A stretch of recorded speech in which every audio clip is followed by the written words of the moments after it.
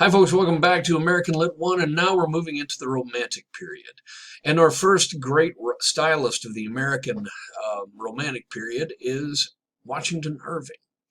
The Romanticism was America's first actual literary movement. It ran from 1820 to 1860, the peak period from 1850 to around 1855. America was wealthier than it ever had been before. The stodginess of Calvinism was gone, replaced with deism, with transcendentalism. Literature was breaking free of the restraints of the old world. Right? People wanted to believed that literature should have heart, not just rules. Here we begin to see the romanticizing of nature too, and the frontier as and the frontier. It's during this time period we begin to see writers and people in general romanticizing the frontier, as there wasn't so much of it left. Now, granted, the frontier ended right about the Missouri River, maybe the Mississippi. Now, it's during this time that we begin to see people and writers romanticizing the frontier because there's not so much of it left. Granted, the frontier isn't where we think of it today or where we generally have the idea. Pennsylvania, the area just to the east of the Mississippi, that's more or less the frontier as we understand it.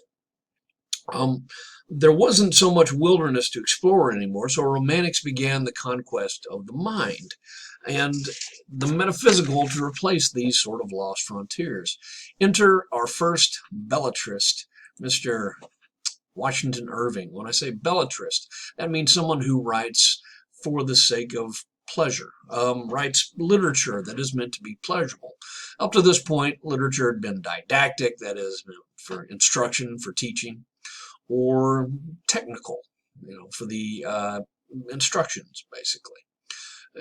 Here we had things like The Way to Wealth by Benjamin Franklin, the stories of Poor Richard's Almanac, the Declaration of Independence, various documents like that, a model of Christian charity, those sort of things.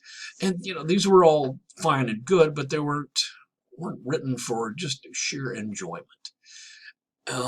He was America's first great popular author. He wrote for pleasure and to give pleasure to his readers, and his work is still read today. I mean, I'm sure we've probably all heard of The Legend of Sleepy Hollow and the references to Rip Van Winkle, who will be our first story we'll discuss. He wrote a sketchbook, which came out as a serialized book. Now, fascinating thing about him, his family owned a cutlery company. It was Irving Cutlery, and he had worked for them for a number of years, but the company failed. And so, and one of those things that as a writer to myself completely astounds me, he went to work as a writer so as to earn money for the family. It's tough to break into writing these days, and even tougher to make money at it. But this was a brave new world. And having spent so much time in Europe and Spain, traveling the world, he had a number of folk tales and sources to draw on. He was a bad lawyer. His one court case was defending Aaron Burr for killing Alexander Hamilton. Didn't go so well. The neighborhood where he lived, he affectionately referred to as Sleepy Hollow, which later became the setting for his story, The Legend of Sleepy Hollow. He was part of an early group of writers from New York. They were called the Knickerbockers. The New York Knicks are named for the Knickerbockers. In Irving's time, the former Dutch influence was beginning to fade, and hand tools were quickly being replaced with machinery. Irving had a sense of nostalgia for these days, which inspired his humorous A History of New York. Now, New York, as we know it, was formerly known as New Amsterdam. It was a Dutch colony for many years before the English took it over. So he began his series of tales under the pen name Diedrich Knickerbocker. Diedrich Knickerbocker. It was a serialized set of stories, and the sketchbook told and retold a lot of Germanic and Dutch fairy tales. Okay, so our story that we're focusing on in this session is the story of Rip Van Winkle. Poor Rip Van Winkle. Now, it begins with a fairly florid description of New York, much different than the New York we know today. It makes it sound like a beautiful fairyland, and this is by design. We're told Rip Van Winkle came from an honorable and reputable family and served under the early governor Peter Stuyvesant, the governor in New York, until it was ceded to the British. And the neighborhood of Bedford-Stuyvesant was named in part for him. The Bowery rather, takes its name from his farm, Bowery. Now, Rip had little of his family's military acumen, but he was a good guy. He was the kind of guy that children and dogs would follow because he was just a jovial fellow. He liked games and playing around. He helped his neighbors. He was very, very well thought of among the ladies of the town, except for one, Mrs. Van Winkle. Rip was more or less pathologically lazy. He liked to game. He liked to take long naps. Obviously, he liked his leisure, and he would occasionally, when it got too much, he would head down to the local brub. He was kind, but he was henpecked. He says, if a violent, overbearing wife was a blessing, then Rip was 3 times blessed. Oh, yes. And so, Rip was popular with the women, of course, but he blamed his wife they blamed his wife for everything with regard to his family squabbles. Kids liked him because he liked to play games with them. He had a major flaw in that he didn't like to work, or rather didn't like to do any work that would make him money. He was more than happy to help anyone with anything, save for himself. Didn't maintain his property and seemed like the rain would always come in when he had work to do outside. Oh, I can't go out in the field today. I can't mend the fence. I can't fix that hole in the roof. It's raining.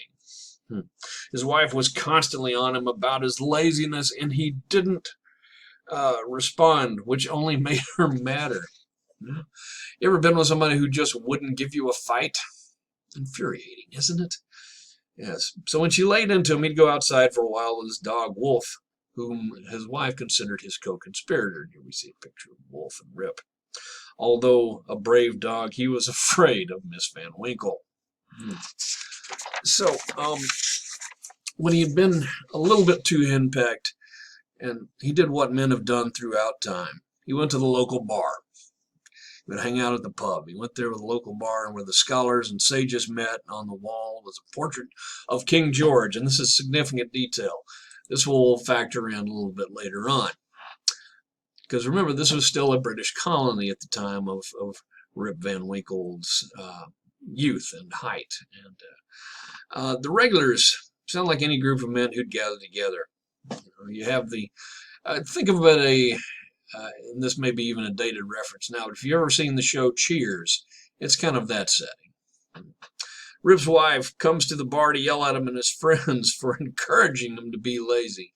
You good-for-nothings, he won't work because you enable him.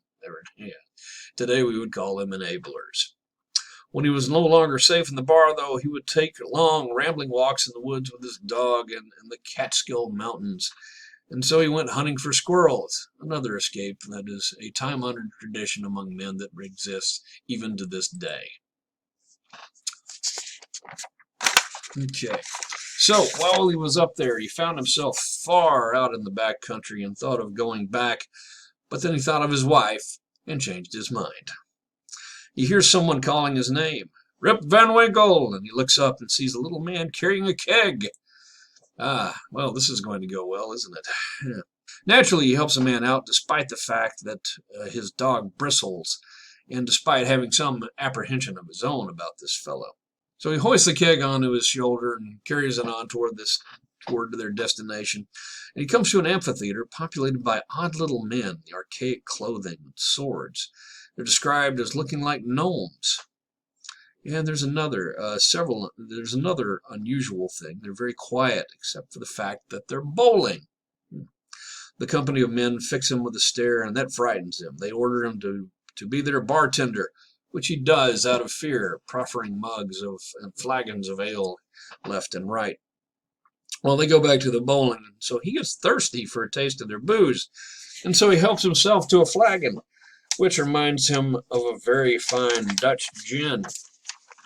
He falls asleep under a tree in short order, only to awaken to find himself alone and the world very much changed.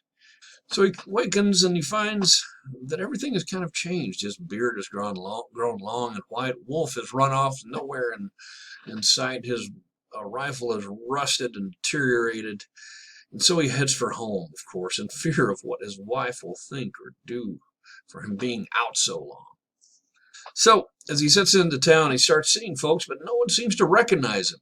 He realizes his beard has grown a foot long, and the village has changed.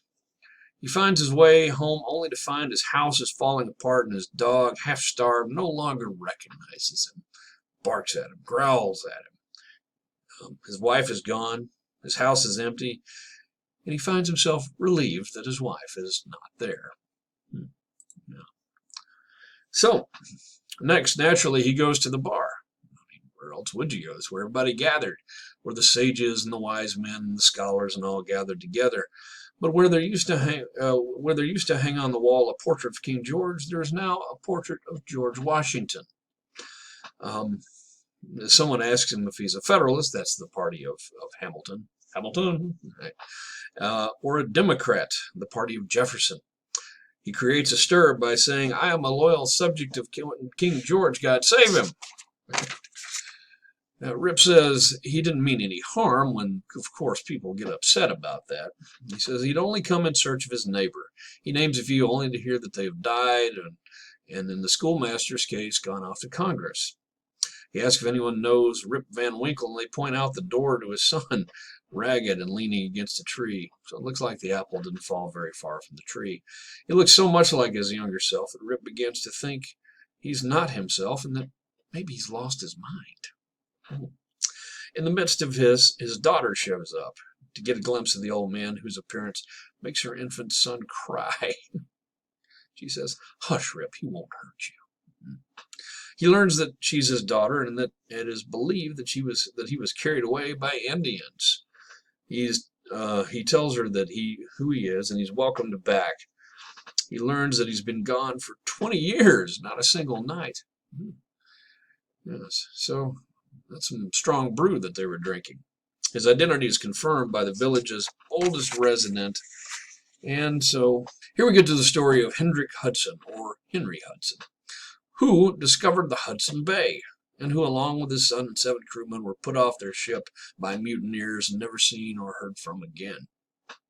According to Peter Vanderdonk, Hendrik Hudson keeps a watch over the bay and every 20 years comes around to check up on things, and he claims to have heard Hudson play at 9 pins, hence the thunder. Well, it all kind of works out. Rip winds up enjoying an honored retirement, where he can live the life that he wanted to. Lives in peace and harmony. He becomes something of a local character, local figure, and people will talk to him. He can sit around and reminisce and live the life that he always wanted to in the first place. He becomes something of a patron saint of henpecked husbands who, when it thunders, they say that they wish for a draught of Henry Hudson's flagon.